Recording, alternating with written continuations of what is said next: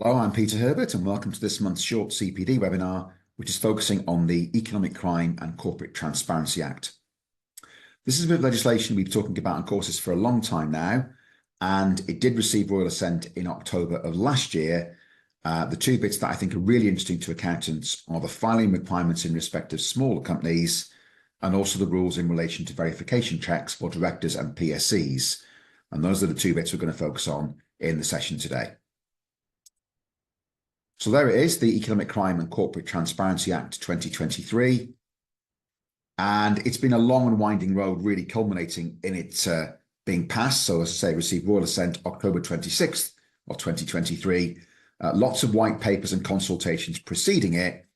And to be honest, what we ended up with is pretty much what we thought we were going to get. Right, let's talk about the first of those two aspects then, if we could, the filing requirements. This slide summarises what's going to actually happen. The big area, I think, for discussion has been and remains the fact that small and micro companies will need to file their full accounts at Companies House in a way they've never needed to. So they'll need to file the profit and loss account, and in the case of a small company, the director's report. The million-dollar question has therefore been in recent months, does that then mean that that information will be actually on the public record? And as we'll see on the next slide, there's been a chink of light in respect of that aspect, which emerged in the final throes of the Act being passed through Parliament. I'll update you on where we are in relation to that particular aspect of the legislation. A new balance sheet statement confirming the basis for audit exemption, that might be a little bit different to the current statement, but not particularly contentious. The abolition of abridged accounts and a restriction on the number of times you can shorten the accounting reference period. Now, these are obviously all really relevant points in terms of the accounts preparation and filing for small companies. We're not really any the wiser at the current time as to the exact timescales. The expectation, I think, is it'll probably be a year or two yet until this particular aspect will come into play. So quite impactful, but we need to wait a while until this comes into play. Now, the chink of light, this is the section which emerged in the final throes of finalising legislation in the autumn of last year. The Secretary of State may, by regulations, make provision requiring the registrar, on application or otherwise, not to make available for public inspection profit and loss accounts or parts of them. Now, what a lot of us have been really agonising over and sort of thinking about in terms of this particular section is how will this work in practice? Does this mean that the full accounts will be submitted to Companies House, but the default will be that the profit and loss account for a small or micro company will not be on the public record, which of course will get us to pretty much a situation where we currently are from a public display point of view? Or are we saying that everything gets filed? The default will be that everything goes on public record, but you can make an application for it not to, if in some way, shape or form it's going to be prejudicial to your business. And the indications that are emerging here is that Section 468A really is a little bit of a red herring. It's opening the door to future legislation changes if that's considered appropriate. But as far as we're concerned, based on the recent soundings from Companies House, it's absolutely going to be the case when this bit comes in that not only will the profit and loss account for a small and micro be filed, but it will be on public display. Obviously, a very big change compared to where we currently are. Right, the other bit I want to talk about, if I could, is verification.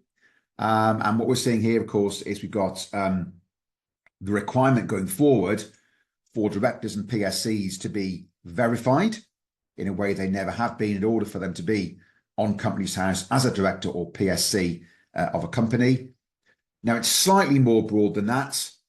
It's directors, LLP members, general partners and limited partnerships, PSCs, and ACSPs. Now, firms of accountants, I think, will want to be ACSPs, authorised corporate service providers, because you'll need to be an authorised corporate service provider in order to file accounts on behalf of a client. Now, that, I think, for a firm affiliated to ACCA or ICAW or another professional body will very much be a formality, but somebody within that ACSP organisation will need to be verified in the way we're going to look at in the next few slides. There'll be a need to undertake these verification checks before appointments. This will apply for existing individuals on the list on the left, and that obviously will be somewhat burdensome, given there are so many people up and down the land that do play one of those roles.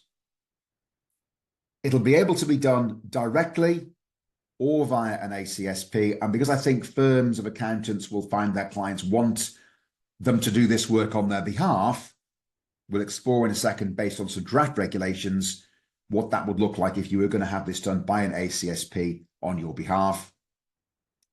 Timescales, it seems likely, given that draft regulations are emerging already for this, that this will be implemented early next year.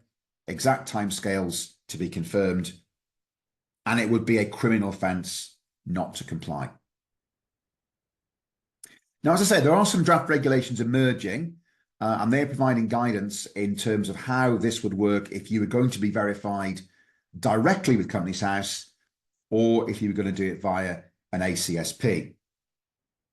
Now, if you're going to do it directly, there are three mechanisms: using the gov.uk ID Check app, using the One Login web journey, or at a post office. Yeah, and the draft regulations that have been issued in relation to this process, they've made clear the sort of documents that you would need were you to be, going down the verification route using one of these three different options.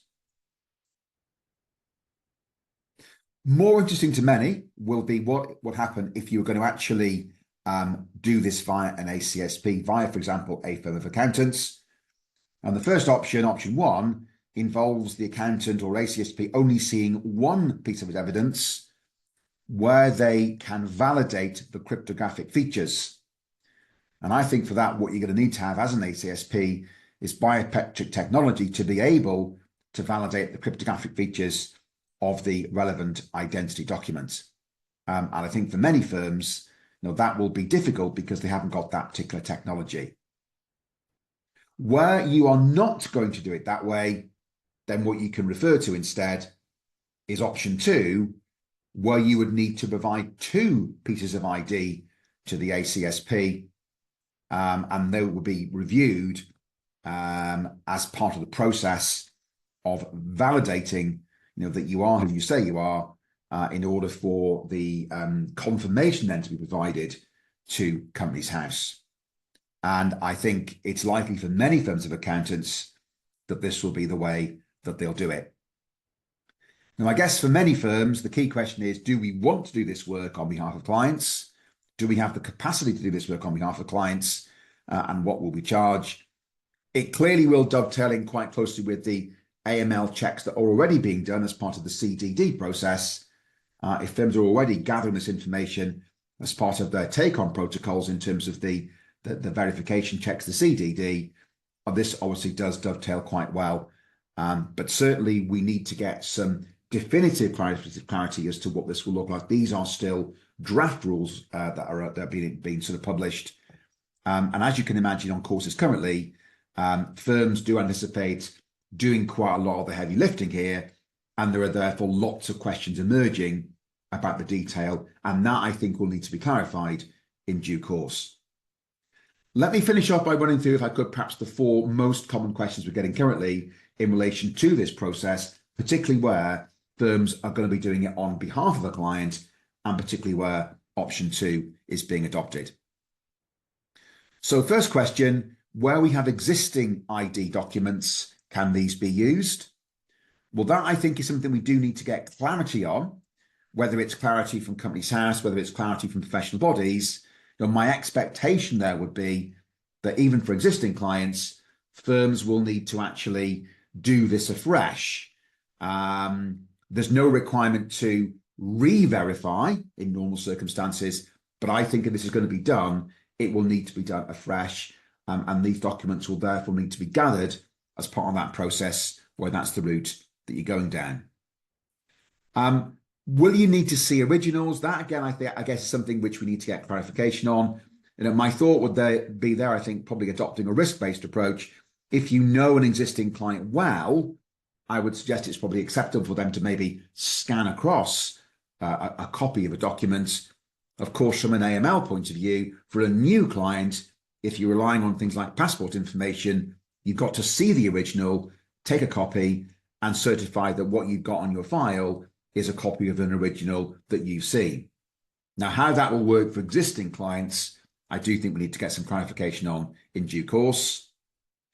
Firms, I think, will need to retain copies of documentations they've seen, provide, as it were, a kind of an audit trail to underpin the verification checking they've done in this regard. But those documents will not need to be submitted to Companies House. So that's where we're up to. Definitely getting closer to implementation now in terms of this whole verification checking thing. As I say, probably spring of 2025, but lots of questions emerging, and we do need to get clarification on the answers, certainly in the months to come. Hope that was useful. Any questions about this session, do drop us an email, inquiries@insight-training.co.uk. And for information about our full autumn programme 2024, go to our website, www.insight-training.co.uk. Hope that was useful. Thanks for listening.